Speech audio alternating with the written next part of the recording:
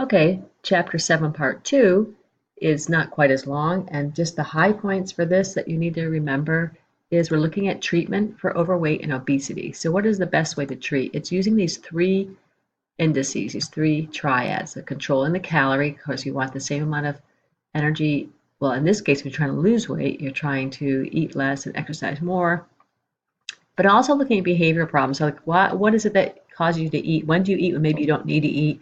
Not because you're hungry, but because you just feel like it, and how much activity you get, and could you increase that? So really just that, controlling your calorie, controlling eating problem behaviors, and changing your activity level. So that's the easiest thing to think about for treatment.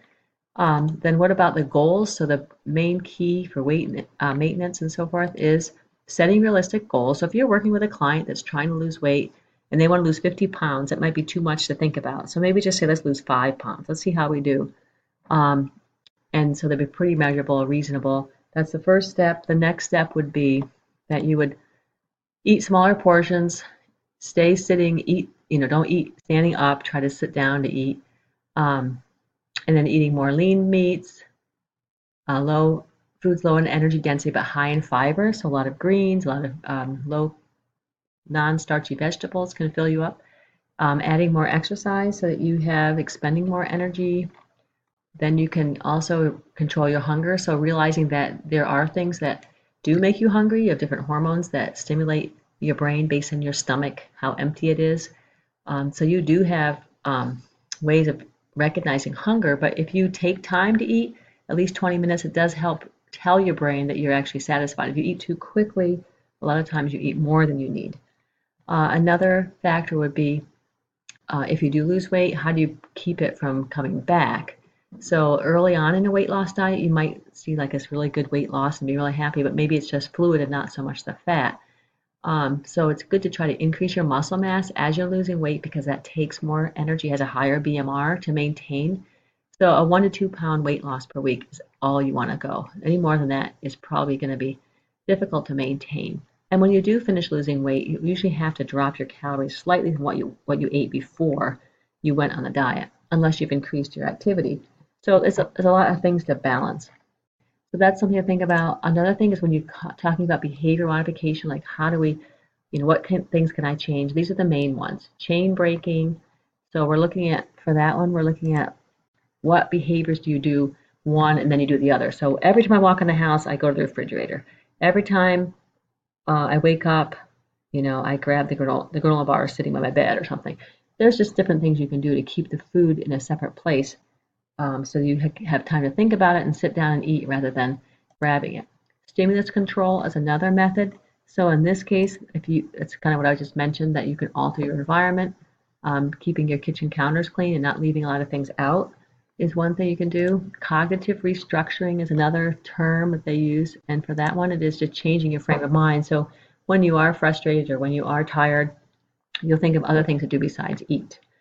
Another method would be contingency management. So for this system, you are getting a plan of action. So you know that you're going to always do X, Y, and Z in that order. And once you establish that habit, you'll do that instead of breaking it and doing something that you know would cause extra food intake. And then self-monitoring, that's very effective. Just writing down what you did, like for your diet recall, writing down what you ate and kind of looking back at it and seeing what your habits are is another good way to assess your eating style. So that's some of the things that you can use for behavior modification. Another thing that's important here is you might need help professionally. So people that are having really big problems with weight loss could consider surgical options. So here we have medications. You can start with medications if these weight programs are not working. And the weight programs can get more and more intense. So if you can't handle it on your own, you can actually go into a medical facility where you can have doctors and nurses and physical fitness specialists work with you, like every day a week or 3 days a week before you try the medications. But certain medications actually increase your metabolism. They can help prevent fat absorption, but then it can lead to other fat-soluble vitamin deficiencies. So it's not always recommended. You can also try, if you're very overweight, a very low calorie diet. So it's so low, it's like 800 calories a day, or even lower than that. But that would be a high protein, low calorie diet for those that are really trying to figure out a way to lose weight without the surgical method. If you go for the surgery, there's what they call bariatric surgery, and this is specialized for removing either removing part of your stomach or putting a band around your stomach, something so that it actually physically changes the shape and size of your stomach, so that will also affect your appetite. So here's some examples for your normal stomach. A bypass, they actually cut just a teeny bit of your stomach and then attach it elsewhere to your small intestine. A band, they actually just put a band around here so that less can go into your stomach. And then you can have a sleeve gastrostomy. So this is cut. So that part of your stomach is removed, it is cut off. So these are all different ways of preventing people that are really not able to lose weight apart from surgery. These are increased greatly. They're much safer than they used to be. More common, you probably even know somebody that's had bypass surgery, since so many people are getting them now, because it does reduce the incidence of diabetes and heart disease. It has been shown to be an effective way if nothing else works. And the last section that you might want to remember is that just here we're talking about nutrition and health and diet. So like, what diets are you recommended to go on? Is it safe to go on diets or not? So here we're just talking about things to look for. If the diet says it's going to be very quick weight loss, or if you only eat one item like the grapefruit diet or the chicken soup diet or something, beware of those, because it's going to be hard to get all the nutrients that you might need. If it has expensive supplements that go with it, that someone's making a big buck off of you. If there's no lifestyle changes instituted in the diet, then that may not be helpful, because you might just go back to your normal style of eating.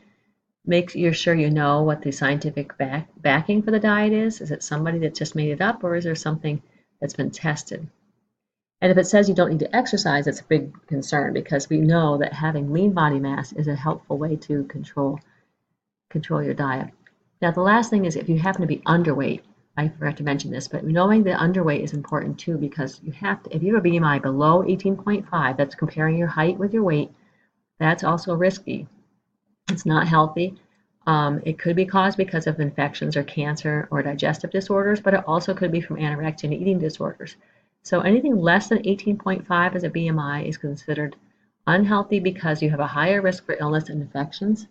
And to try to treat someone who's underweight, of course, that's kind of a nice thing to do, because you can actually increase the energy input, having more nutrient, energy dense foods, more snacks.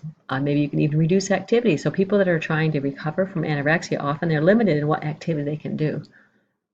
Using strength training to still keep the muscle. You want to not lose muscle. If you're not exercising, you can at least do strength training.